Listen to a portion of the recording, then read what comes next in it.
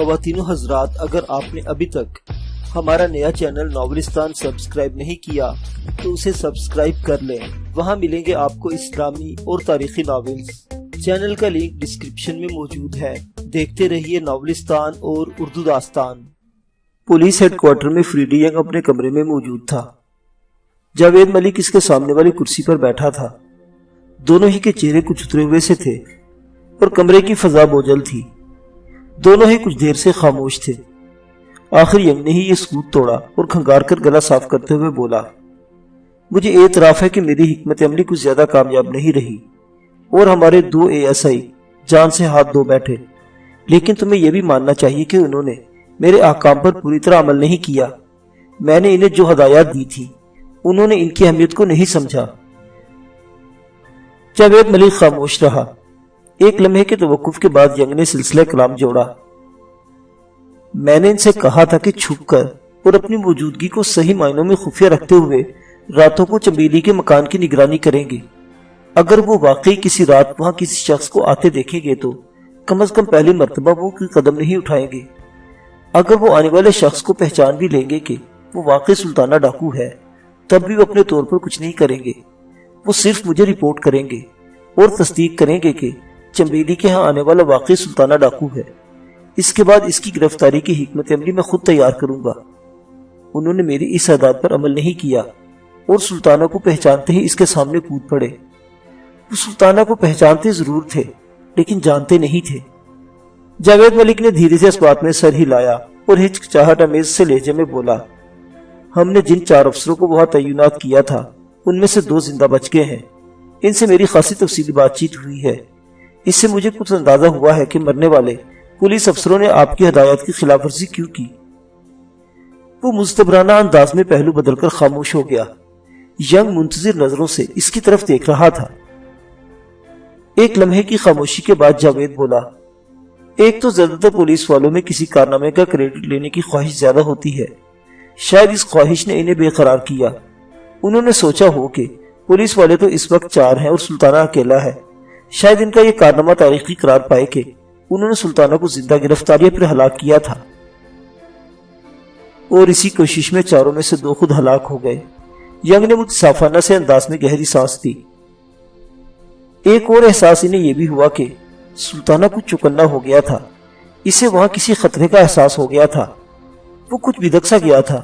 انہوں نے سوچا وہ پلٹ نہ جائے اور شاید پھر کبھی چمیلی کے مکان کی طرف نہ آئے، چنانچہ آج اپنی سی کوشش کر لی جائے۔ بہرحال جو کچھ ہوا افسوسناک ہوا، اور اب سلطانہ واقعی دوبارہ چمیلی کے مکان کا رخ نہیں کرے گا۔ ینگ نے کرسی کے پشتے سے ٹیک لگاتے ہوئے کہا، اس کا ایک معمولی سا سراغ ملا تھا، وہ بھی ہاتھ سے نکل گیا، لیکن اب تو ہمیں چمیلی کو گرفتار کر لینا چاہیے۔ جاوید ملک ہچکچاتے ہوئے بولا، کس جرم میں؟ ینگ نے دریافت کیا۔ 2 پولیس افیسر اس کے گھر کے دروازے پر قتل ہوئے ہیں، جاوید بولا۔ انہیں اس نے تو قتل نہیں کرایا۔ وہ تو اس بات سے بھی بے خبر تھی کہ پولیس چھپ کر اس کے مکان کی نگرانی کرنے لگی ہے۔ وہ تو کسی وقت عدالت میں الٹا اعتراض اٹھا سکتی ہے کہ اس نے کوئی جرم نہیں کیا تو پولیس رات کو چھپ کر اس کے مکان کی نگرانی کیوں کر رہی تھی؟ یہ جرم کیا کم ہے کہ وہ پولیس کو انتہائی مطلوب ایک مجرم کے ساتھ تعلقات استوار کیے ہوئے، اور وہ کبھی کبھی رات کے اندھیرے میں اس سے ملنے آتا تھا۔ جاوید ملک بولا، وہ عدالت میں اس بات سے انکار کر سکتی ہے کہ سلطانہ ڈاکو کی اصلیت سے واقف تھی۔ وہ کہہ سکتی ہے کہ وہ شخص ایک تاجر کی حیثیت سے اس کے پاس آتا تھا، لیکن وہ کسی نجی وجہ کے تحت اپنی آمدورت خفیہ رکھنا چاہتا تھا۔ ینگ بولا، سر آپ ایک معمولی سی عورت کے بارے میں قانون کی اتنی پرواہ کر رہے ہیں کہ وہ عدالت میں یہ کہہ سکتی ہے، وہ کہہ سکتی ہے۔ جاوید ملک حیرت سے بولا، جبکہ آپ کو یہ بھی معلوم ہے کہ اگر وہ اس قسم کی باتیں کرے گی تو جھوٹ بول رہی ہوگی۔ دیکھو بھائی، اگر تم قانون کی بات کرو گے تو ایک دیانتدار انگریز اسی طرح سوچے گا۔ وہ کسی کی چمڑی ادھیڑ کر اس سے سچ نہیں بلوائے گا کہ، بلکہ دلیل و ثبوت کے ذریعے اس کے جھوٹ کا پردہ چاک کرے گا۔ میں جس کیس کا انچارج ہوں گا اس میں تم ہندوستانی پولیس کے روایتی طریقے استعمال نہیں کرنے دوں گا، خاص طور پر ایک عورت کے معاملے میں، خواہ وہ معمولی رقاصہ ہی کیوں نہ ہو۔ ینگ کا لہجہ فیصلہ کن تھا۔ جاوید ملک کے چہرے پر پہلی بار ناگواری کے تاثرات نمایاں ہو گئے۔ شاید اب تاثرات کو چھپانے کا تکلف کرنا بھی اس کے لیے ممکن نہیں رہا تھا۔ شاید نقطہ نظر کا یہ اختلاف وہ الفاظ میں بھی واضح کر دیتا، لیکن دو وجوہ کی بنا پر وہ اس وقت اپنی قوت برداشت کو استعمال کرنے پر مجبور تھا۔ ایک تو ینگ انگریز تھا اور اس کا تعلق حکمران طبقے سے تھا۔ ظاہر ہے اونچی سے اونچی سطح پر اس کا اثر و رسوخ جاوید ملک سے کہیں زیادہ تھا۔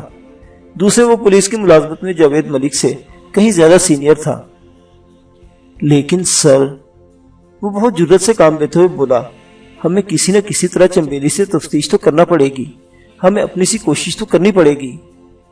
ہاں، یہ تم ٹھیک کہہ رہے ہو، ینگ نے اس کی تائید میں سر ہلایا۔ اپنی سی کوشش ہمیں کرنی پڑے گی اور وہ میں کر چکا ہوں۔ آپ کوشش کر چکے ہیں؟ حیرت سے جاوید ملک کی آنکھیں پھیل گئی۔ شاید اسے یقین نہیں آ رہا تھا کہ اس کی ٹیم کا سربراہ کو کوشش کر چکا تھا اور اسے اس کا پتہ ہی نہیں تھا، جبکہ اس کا زیادہ تر وقت ینگ ہی کے ساتھ گزرتا تھا اور وہ ایک دوسرے کی سرگرمیوں سے اچھی طرح آگاہ رہتے تھے۔ جب ینگ مزید کچھ نہ بولا تو جاوید کو پوچھنا ہی پڑا، کیا کر چکے ہیں آپ؟ میں چمبیلی سے ملا تھا، ینگ نے اطمینان سے بتایا۔ آپ چمبیلی سے مل چکے ہیں؟ جاوید ملک کی حیرت میں اضافہ ہو گیا۔ ہاں، ینگ نے یوں بے نیازی سے جواب دیا جیسے یہ کوئی خاص بات نہیں تھی۔ آپ نے اسے حراست میں نہیں لیا؟ جاوید ملک کے سوال میں ایک بار پھر اس کی اپنی خواہش کا عکس جھلک آیا۔ نہیں، میں نے کہا نہ اس کی کوئی ضرورت نہیں اور نہ ہی کوئی فائدہ، ینگ بولا۔ ویسے بھی ایک انگریز سیاح کی حیثیت سے اس کے پاس کیا تھا، گلے میں کیمرہ بھی لٹکایا ہوا تھا۔ میں نے اسے کہا، میں ہندوستان کی کلاسیکل رقص کی مختلف قسموں اور لوگوں کے سامنے رقص پیش کرنے کی قدیم روایات پر تحقیق کر رہا ہوں۔ اس سلسلے میں مجھے اپنے سفر کے دوران جس رقاصہ کے بارے میں پتہ چل رہا ہے، میں اس سے مل رہا ہوں۔ جاوید ملک کچھ ایسی نظروں سے اس کی طرف دیکھ رہا تھا جیسے کہہ رہا ہو، سر، ایک انگریز پولیس افیسر کو بھلا ایک معمولی ہندوستانی رقاصہ کے پاس بہانے سے جانے کی کیا ضرورت تھی؟ تاہم یہ کہنے کے بجائے اس نے گویا اپنے اصلی جذبات پر ضبط کا بھاری پتھر رکھتے ہوئے ہموار لہجے میں پوچھا، تو پھر اس نے کیا کہا؟ کہ اس نے رقص کے بارے میں آپ کی معلومات میں کچھ اضافہ کیا؟ نہیں، ینگ گہری سانس لے کر بولا، اس نے رقص کے بارے میں ایک لفظ بھی نہیں کہا۔ اس کے بجائے اس نے افسردہ لہجے میں کہا، D S P Freddie young صاحب، میرے پاس آنے کے لیے آپ کو یہ سوانگ بھرنے کی کیا ضرورت تھی؟ سیدھی طرح بولے کہ آپ کسی طرح مجھ سے سلطانہ کے بارے میں معلومات حاصل کرنا چاہتے ہیں۔ آپ اپنا وقت ضائع کر رہے ہیں۔ مجھے سلطانہ کے بارے میں اس کے سوا کچھ معلوم نہیں کہ وہ اندر سے ایک بہت اچھا انسان ہے، اس کا دل سونے کا ہے، وہ ایک شاندار مرد ہے، بس یہ بتا کر وہ چپ ہو گئی۔ جاوید ملک استہزائیہ سے انداز میں ہنس دیا، گویا کہنا چاہ رہا ہو، سر، آپ اپنے خیال میں بہت بڑا ڈرامہ تیار کر کے لے گئے تھے، لیکن آپ کا ڈرامہ الٹ کر آپ کے منہ پر آن پڑا۔ ینگ گویا اس کے جذبات اور تاثرات سے بے خبر چمبیلی سے اپنی ملاقات کے تصور سے محظوظ ہوتے ہوئے بولا، وہ ان پڑھ سی عورت ذہین ہے۔ اس نے صرف ایک بار مراد آباد میں کہیں سریرا مجھے وردی میں دیکھا اور کسی سے میرا نام سنا تھا۔ اس کے بعد سے اب تک اس نے میری شکل اور نام یاد رکھا۔ آخر کار مجھے اعتراف کرنا پڑا کہ اس نے مجھے صحیح پہچانا۔ تب اس نے کہا، ڈی ایس پی صاحب، 2 پولیس افیسر میرے دروازے پر مر گئے ہیں۔ آپ کے آدمی تفتیش کے لیے میرے پاس آئے تھے، لیکن انہوں نے مجھے گرفتار نہیں کیا اور نہ ہی پوچھ گچھ کے نام پر میرا حشر خراب کرنے کے لیے مجھے تھانے لے گئے۔ کیا مجھ پر یہ مہربانی آپ کے حکم پر ہوئی ہے؟ وہ اس بات پر واقعی حیران تھی۔ آپ نے فخر سے کہا ہوگا کہ ہاں، میری وجہ سے تم بڑے عذاب سے گرفتار ہونے سے بچ گئی ہو، یہی کہا نا آپ نے؟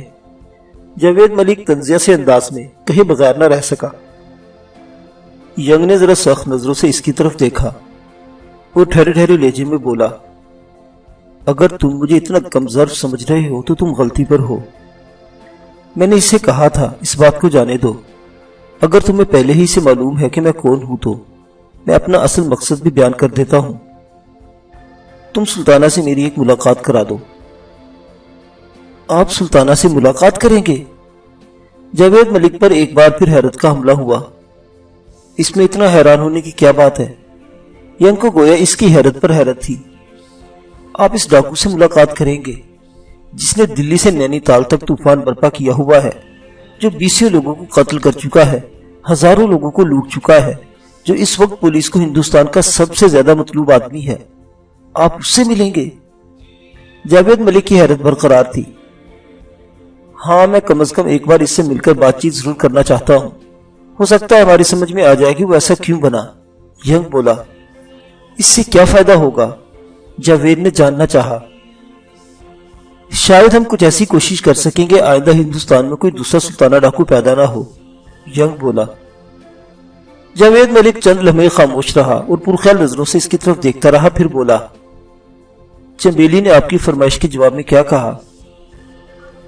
پہلے تو وہ اس تصور سے ہی خوفزدہ ہو گئی کہ شاید میں اس کی مدد سے سلطانہ تک پہنچنا چاہتا ہوں اور اسے ہلاک کرنا یا گرفتار کرنا چاہتا ہوں۔ بڑی مشکل سے اسی یقین آیا کہ میں صرف واقعی بات چیت کرنے کے لیے سلطانہ سے اکیلا ملنا چاہتا ہوں۔ جس طرح وہ چاہے گا اس طرح میں اس سے ملنے جاؤں گا، جہاں وہ بلائے گا وہاں جاؤں گا، اس کی جو بھی شرط ہوگی مجھے منظور ہوگی، ینگ نے بتایا۔ اور اگر اس نے دھوکے سے آپ کو بلا کر خدا نخواستہ قتل کر دیا تو؟ جاوید ملک بولا۔ میں یہ خطرہ مول لینے کے لیے تیار ہوں، ینگ نے اطمینان سے جواب دیا۔ لیکن مسئلہ یہ ہے کہ فی الحال تو اس سے ملاقات کی نوبت ہی نہیں آ سکتی۔ چنبیلی صرف بات چیت کے لیے سلطانہ سے میری ملاقات کرانے کے سلسلے میں ہر ممکن تعاون کے لیے تیار تو ہو گئی، لیکن فی الحال وہ کچھ کرنے سے ہی معذور ہے، کیونکہ سلطانہ کے ٹھکانے کا اسے قطعی کچھ پتہ نہیں، حتیٰ کہ وہ اندازہ لگانے سے بھی قاصر ہے کہ سلطانہ کا ٹھکانہ کس علاقے میں ہو سکتا ہے۔ اسے یہ بھی معلوم نہیں کہ اب سلطانہ کب اس سے رابطہ قائم کرے گا اور کرے گا بھی یا نہیں، چنانچہ اس سلسلے میں وہ انتظار کرنے کے سوا کچھ نہیں کر سکتی۔ اس کے ساتھ ساتھ ہمیں بھی انتظار کرنا پڑے گا۔ اگر اس دوران ہمارا سلطانہ اس کے گروہ سے سامنا ہو جائے تو ہم کیا کریں؟ جاوید نے جاننا چاہا۔ قانون کے نمائندوں کی حیثیت سے ہم وہی کریں گے جو صورتحال کا تقاضا ہوگا، ینگ بلا تعامل بولا۔ اگر ہم ان میں سے کسی کو زندہ گرفتار کرنے کی پوزیشن میں ہوں گے تو زندہ گرفتار کرنے کی کوشش کریں گے، ہلاک کرنا پڑا تو ہلاک کریں گے، اور اگر مرنا پڑا تو ہنسی خوشی مر بھی جائیں گے، جاوید ہلکی سی مسکراہٹ کے ساتھ بولا۔ اس کا لہجہ قدرے طنزیہ تھا۔ ظاہر ہے، ینگ نے کندھے اچکاتے ہوئے سپاٹ لہجے میں کہا، یہ تو زندگی اور موت کی جنگ ہے، ہمارے لیے بھی اور ان کے لیے بھی۔ جس کو جب مرنا ہوگا تو بس مرنا ہوگا، چاہے وہ ہنسی خوشی مرے یا روتے پیٹتے مرے۔ اس سلسلے میں طنز وغیرہ سے صورتحال کو تبدیل کرنے میں کوئی مدد نہیں مل سکتی۔ معزز سامعین حضرات، سلطانہ ڈاکو کی زندگی کی واقعات کی کہانی بھی جاری ہے۔ بقیہ واقعات اگلی قسط میں۔ دیکھتے رہیے اردو داستان۔ اللہ حافظ۔